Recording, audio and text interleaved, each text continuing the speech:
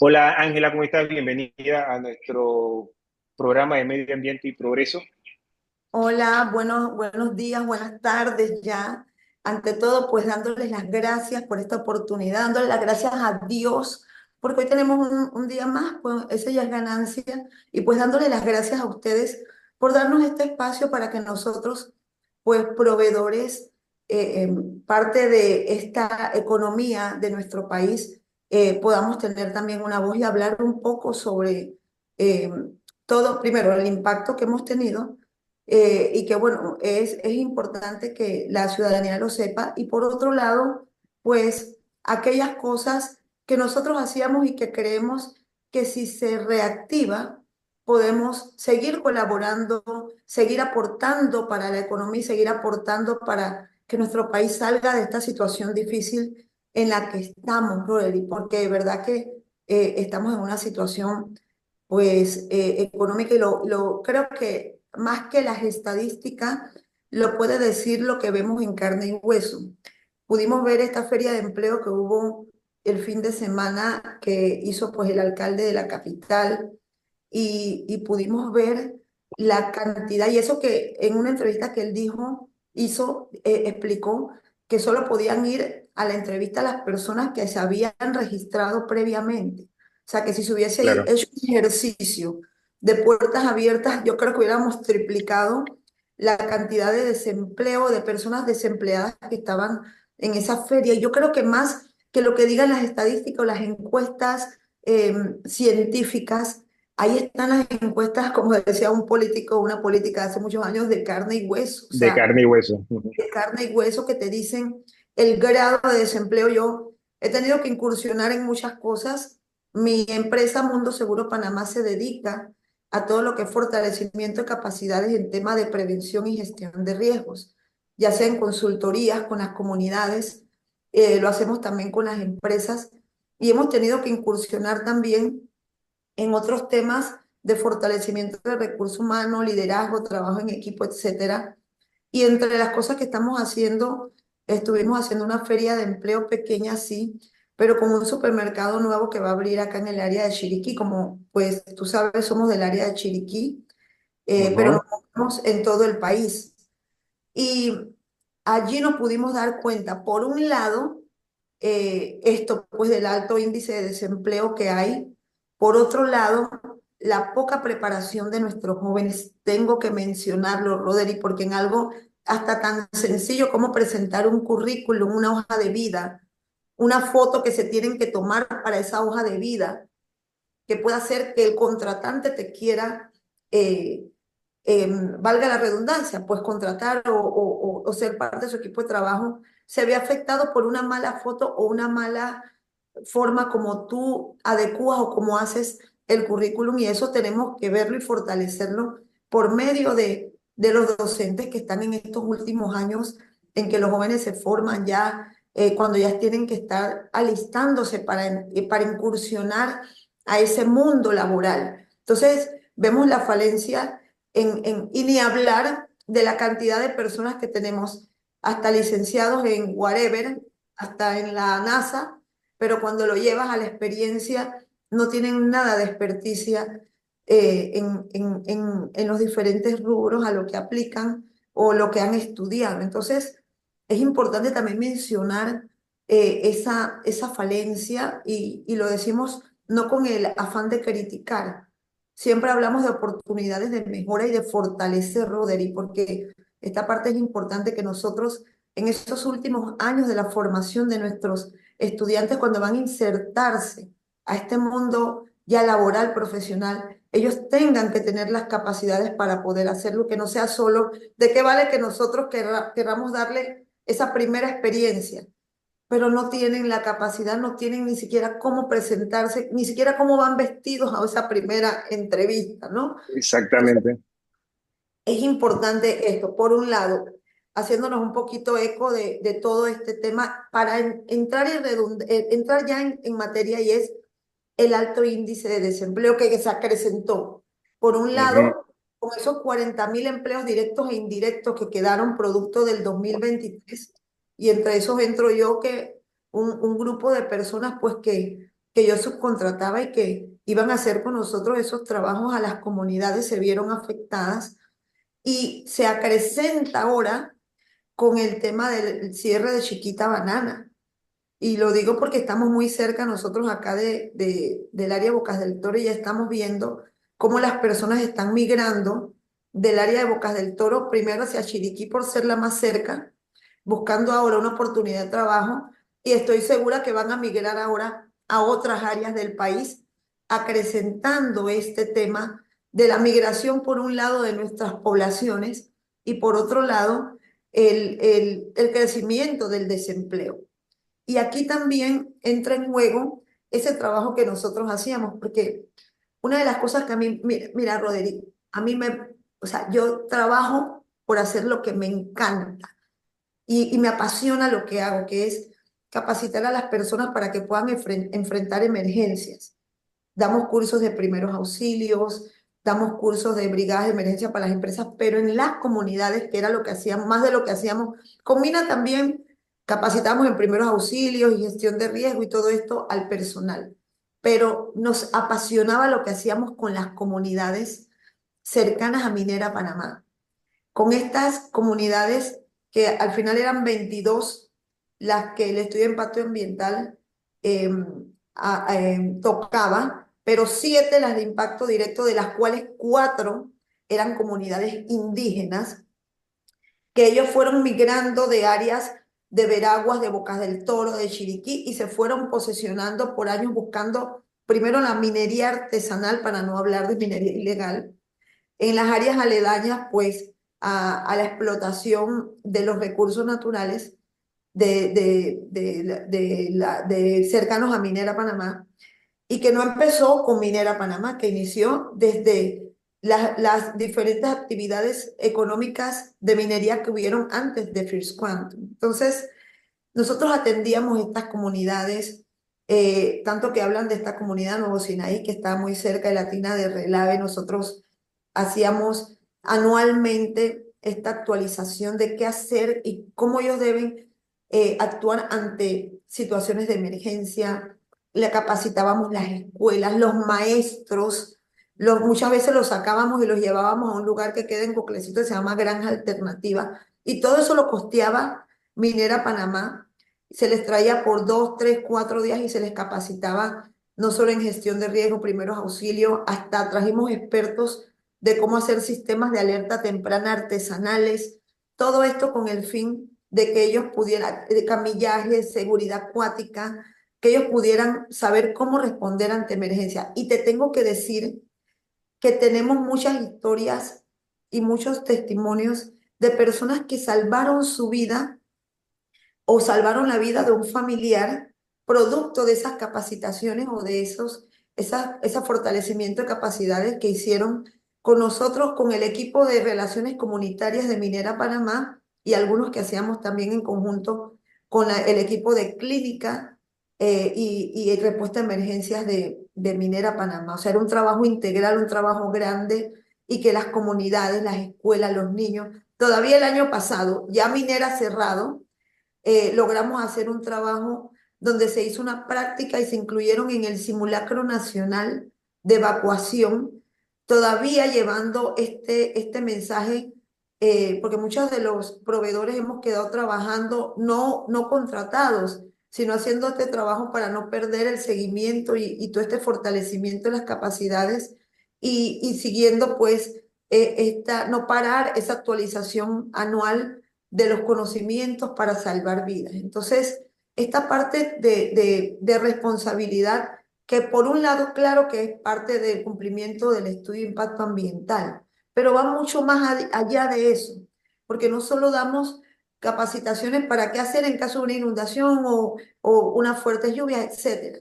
Va mucho más allá de fortalecer capacidades de la población, de los niños, un trabajo de gestión de riesgos, de desastres integral, porque creemos mucho en el trabajo de trabajar con las comunidades y que ellos puedan responder ante emergencias. Y es más, te comento que a nosotros nos tocó darles capacitaciones de primeros auxilios a los guerreros del mar.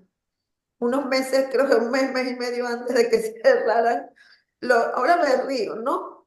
Pero antes de que cerraran Punta Rincón, nosotros le estábamos dando una capacitación pagada por Minera Panamá. Pero lo importante de todo esto ni siquiera fue eso, Rodri, fue que estando o iniciando ese problema en el 2023, nos escribe uno de los muchachos para decirme en Instagram, para decirnos, con lo que aprendí con ustedes, le pude salvar la vida a un familiar que estaba atragantado con un alimento y le pudimos hacer la maniobra de Heimlich y salvarle la vida. Lo que no estoy muy segura era si era mamá, abuelo, era un familiar así muy cercano. Entonces, eso no tiene precio, Rodri. Esas son las cosas que como te digo, nos apasionan y nos encanta del trabajo que hacemos. Y también se dio Claro, el caso de un colaborador que con lo que aprendió de primeros auxilios pudo salvar un código azul. Le llamamos a una persona que estaba sufriendo un infarto y le empezó las maniobras de RCP o reanimación cardiopulmonar hasta que llegó la ayuda prehospitalaria que está dentro de Minera Panamá. Entonces, todo esto ha quedado parado, Roderick. Tanto el fortalecimiento con los claro. colaboradores como con las comunidades y los niños, ¿no? Sí, mírame, cuando me pasaron tu nombre y tu empresa, me llamó mucho la atención el tema de gestión de riesgo. Nosotros en mi empresa, nosotros hacemos estudio de impacto ambiental y tenemos que ver mucho este tema y más que todo, no solamente en proyectos mineros, porque la gente ahora piensa que solamente hablamos de proyectos mineros, no, es que realmente se está afectando todo Panamá. Y por eso es que nosotros nos hemos obsesionado también desde la Cámara Minera de Panamá y desde el Consejo Nacional de Empresas Privadas, nos hemos obsesionado con el tema de generar empleos. A mí, o en la Cámara Minera de Panamá, nos toca hablar de minería porque es nuestro sector y es el sector que tenemos que estar impulsando. Pero así mismo el presidente del Sindicato de Industriales de Panamá le toca hablar de la parte industrial, así mismo el presidente de la Cámara de Comercio le toca hablar de agricultura, ganadería y todo lo demás. Igualmente el presidente de la Cámara Marítima de todo el tema logístico y portuario. Cada uno está enfocado en su tema. Entonces, por eso, porque yo no puedo estar hablando, porque a mí me preguntaron, pero ¿por qué hablas tanto de minería? Pero es porque soy el presidente de la Cámara Minera. Si yo fuera el presidente de la Cámara Avícola, estaría hablando de gallinas, pero no es lo que me toca en este momento. Si fuera el presidente de la Cámara Marítima en un futuro, me tocaría hablar de barco. Ahora mismo todos estamos enfocados en cuál es el sector que nos corresponde y por eso tenemos que seguir impulsando, porque nosotros en realidad en Panamá tenemos un grave problema de desempleo. Y aquí no solamente estamos hablando de mineros de pico y pala, estamos hablando de retroexcavadoras o estamos hablando de grúas eléctricas, que son por lo menos estos grandes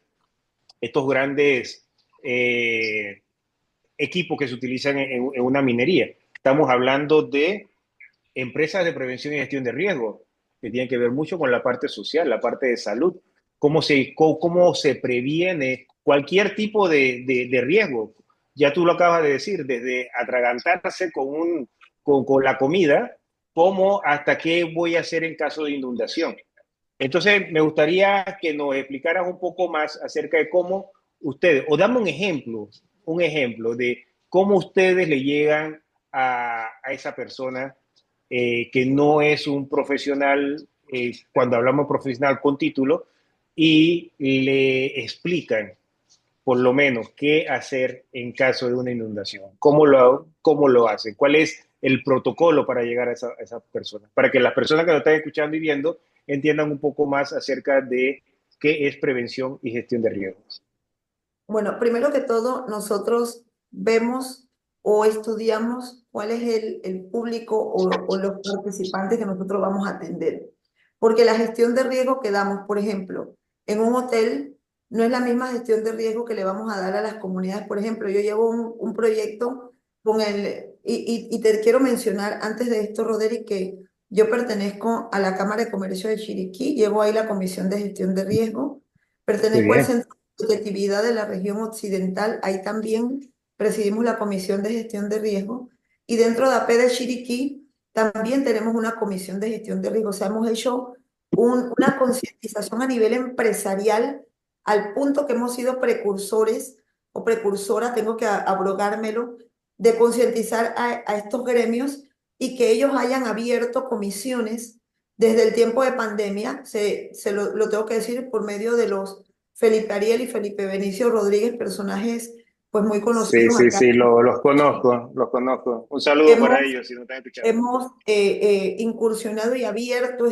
este trabajo con el tema de gestión de riesgo. Por ejemplo, como te decía, pues en este momento estamos haciendo un proyecto con la Agencia de Cooperación Española y el Centro de Competitividad de la Región Occidental en Cusapín, en las costas de Bocas del Toro. Y la gente piensa que cuando hablamos, las características de la comarca Nove, por ejemplo, de Codridi o Nedini, son muy diferentes a las de Cusapín, Coanquintú, allá en Ñoscribo. Sí, sí, que los conozco. Tenemos buenas relaciones con la comarca. Allá en Cusapín hay hasta una extensión universitaria que ha hecho pues que muchos jóvenes y muchos adultos estén profesionalizándose, estudiando. Entonces, ahí hicimos un proyecto de cero de la introducción de un sistema de alerta temprana.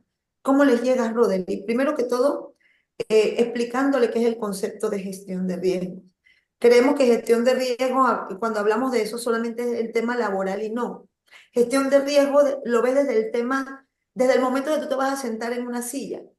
Por ejemplo, yo pongo mucho el ejemplo de estas sillas plásticas, ¿no? No le estoy haciendo mala fama, pero todos sabemos que estas sillas plásticas blancas no son muy fuertes. Y si tienes un poquito más de libritas, tienes que ponerla doble o triple, porque si no, aterrizas, ¿no? Así mismo como, por Claro, ejemplo, si tú llegas a un supermercado o a un banco y están trapeando y tienen un letrero que diga no pase por aquí, tú no vas a pasar porque si pasas, eso está mojado y te puedes resbalar. Entonces, uno trata de irle de acuerdo al público o a la situación o a la población, tú le vas metiendo el tema de la gestión de riesgo de acuerdo a las características y a los riesgos que ellos lo circundan. Por eso es importante ese análisis previo de quién o cómo es ese entorno que tú vas a abordar. Y de ahí tú les vas porque creemos mucho en las cuatro prioridades del marco de Sendai, ¿no? El marco de Sendai, pues, es la hoja de ruta que viene llevándose desde el 2015 en el tema de gestión de riesgo y tiene cuatro prioridades. Y aquí voy a hacer un poquito de docencia. La primera prioridad es la comprensión del riesgo. Si nosotros aprendemos a comprender que alrededor nuestro hay riesgos, no, pero es que yo toda la vida vivía alrededor del río y para mí es normal que mi papá me tirara desde pequeño en el río y aprendiera a nadar con el río crecido. Pero te moriste pues después de 52 años de estar metiéndote al río, el río se creció, te llevó, te dio un calambre en el río y te moriste pues. O sea, tienes que aprender. correcto. O si no, dices que no lo maneje, maltrátelo, para no decir la marca del vehículo. Y agarramos ese vehículo, no, él pasa, está crecido y cuando acordamos, busca el vehículo con los ocupantes 5 Y, kilómetros más abajo. y mira, Entonces, ahora que estás hablando de Río, tienes totalmente la razón. Mira, por un proyecto que teníamos en San Lorenzo, de Río San Lorenzo, un poco más abajo de Solori, tenía como 30 años que el río no se desbordaba hasta ese punto y se desbordó justo en la noche, en la madrugada. O sea, cuando la gente está durmiendo, que la gente no sabe y lamentablemente algunas personas que nunca quisieron tomar el curso no se, lamentablemente no se salvaron, pues sin embargo algunas sí. Primero que todo, o sea, no desesperarse y segundo, tomar las decisiones más correctas. Y se pudieron salvar gracias a este tipo de cursos que tú das con tu empresa, porque el tema de la naturaleza también es muy importante. Nosotros no tenemos control sobre ella y no sabemos cuándo va a pasar. Pero también hay cosas muy importantes y por eso te preguntaba desde atragantarse, porque son cosas cotidianas que pasan del día a día, incluso en la casa. Y también como tú lo acabas de decir, o sea, simplemente de fijarse en qué silla me voy a sentar, o si la silla donde voy a estar las 8 horas sentado es la adecuada, sí, o adecuado. simplemente si la luz donde estoy trabajando es la adecuada. Por eso es muy importante que entendamos que cuando desaparecieron 40.000 empleos, no desaparecieron solamente de ingenieros en mina o ingenieras en mina. O sea, salió todo engranaje, todo un grupo de profesionales a nivel nacional también se vieron afectados. Y este tipo de, por lo menos, empresas en donde estás tú, Ángela, que puede prevenir no solamente a las empresas que te contratan, sino a la sociedad y a las comunidades que están alrededor tuyo. Igual, por ejemplo, y te quería mencionar el centro que tenía minera de formación en conjunto con el INADE. A mí me tocó también irle a dar cursos de primeros auxilios a ellos allá. Había una cantidad de jóvenes que estaban estudiando, que estaban creciendo y que estaban creyendo en un futuro mejor, porque eran puros jóvenes humildes, que venían de estas comunidades lejanas, por eso era el lugar que tenían para dormir y todo lo demás. Y cuando tú ves todos esos sueños, todas esas, eh, todas esas expectativas truncadas. Y ahora que mencionaste lo de la minería, eh, yo también trabajo o asesoro al Instituto Iberoamericano de Turismo Rural y a la Fundación Marcelino Muñoz. Todos los años tenemos un encuentro iberoamericano de turismo rural en un país y a mí me toca presidir la Comisión de Seguridad Turística. Y lo que te Qué quería bien. mencionar, ahí tenemos países como Chile y países como Perú. Y tenemos países como Chile, donde hay proyectos de turismo rural cerca de los proyectos de Sí, minería. Entonces, el correcto. tema no es que no pueda haber minería, lo que tiene que haber es una minería responsable, con sostenibilidad, con un equilibrio, donde las comunidades puedan tener ese impacto, ese involucramiento, que es lo que estaba haciendo First Quantum dentro de los territorios aledaños. Entonces, Eh, vemos Correcto. ejemplos como Chile, y te hablo, no, mira el tema que te estoy hablando, turismo rural y agroturismo, o sea, que no tiene nada que ver con la parte esta comercial. No, tú sabes por qué me río, disculpa que tú sabes por qué me río, porque yo tomé un posgrado en Italia, en la Universidad de Perugia, y el posgrado fue sobre diseño y ya se me olvidó el nombre, pero fue gestión y diseño de proyectos. Y mi tema fue el turismo rural, porque en Perugia, que queda en la región Umbria, o sea, la región campesina, por decirlo así, de Italia, que es el centro donde se producen todos estos viñedos y todo lo demás, allá los campesinos, por decirlo de esa forma, sus actividades diarias la complementan con lo que es el turismo. O sea, a la gente le gusta ir a su finca, a pasar una semana en su finca, una noche en su finca, para verlo cómo ellos trabajan, pararse a ordeñar, pararse a cosechar las uvas, pararse a cambiarle las pacas a las vacas. Eso es también turismo. Entonces, cuando yo regresé de Italia, que quería implementar eso aquí, que fui en ese entonces era el IPAD, que ahora es la Autoridad de Turismo, o sea, que le entró por un oído y le salió por otra. Pero sin embargo se puede hacer, porque incluso una experiencia. Nosotros hicimos el Foro Ambiental Juvenil de las Américas, lo hicimos aquí en Panamá, y yo acababa de regresar de allá de Italia, y el foro lo hicimos en Oku. ¿Y cómo hicimos ese foro? Yo no lo metí, venían de 20 países y yo no los metí en un mall, ni los metí en un centro de convenciones, ni los metí en un hotel. Yo hablé con las personas de Oku, familia y familia, que si me hospedaban uno o máximo dos, que no le tenían que dar absolutamente nada, y hablé con los administradores de la feria de Oku, que me permitieran, como estaba cerrada, utilizar la infraestructura de la feria. O sea, fue tanto éxito que las personas, yo le dije, no le den nada porque nosotros buscamos patrocinadores para darle el desayuno, el almuerzo y la cena, que la gente no dejaba que saliera la persona sin darle un desayuno. O sea, porque nosotros lo quedamos y que, oye, a las 8 comienza, pero no, espérate un momentito porque me están haciendo el desayuno. O simplemente comenzaron a regalarle sombrero. ¿A qué hora termina? Porque quiero llevarlos al río. O sea, ahora vamos a hacer algo más con ustedes. Y fue una convivencia en todo el pueblo de Oku, en donde uno veía en la mañana que salían los extranjeros de las casas de los, iban caminando hacia la feria. En la feria lo hicimos. Hay gente que regresó a Panamá a visitar a su familia que lo había hospedado y fue todo un éxito porque en realidad nosotros no necesitamos tanta infraestructura para poder hacer turismo, porque hay gente que les gusta. Otra vez trajimos también mi empresa, trajeron unos japoneses, lo llevamos a ver una finca llovió, se cayeron, se lodaron, hubo o sea, los picaron los mosquitos. Nosotros pensamos que fue un desastre y eso fue lo que le gustó. Nos preguntaban, ¿y esto qué es? Mosquito. Ah, mosquito. ¿Y qué más? ¿Y qué fue lo que más les gustó? La lluvia, el lodo. O sea, porque de otros países no tienen lo que tenemos en Panamá. Y me gusta mucho porque eso de turismo rural es muy importante también desarrollarlo. Y otra cosa más también, ya que lo ligamos con la minería desarrolla otros sectores. Y el turismo, por supuesto, es uno, porque nosotros al desarrollarnos como, como sector y generar trabajo, ¿cómo se llama?, bien remunerado, hacemos que las personas también gasten ese dinero en otras formas.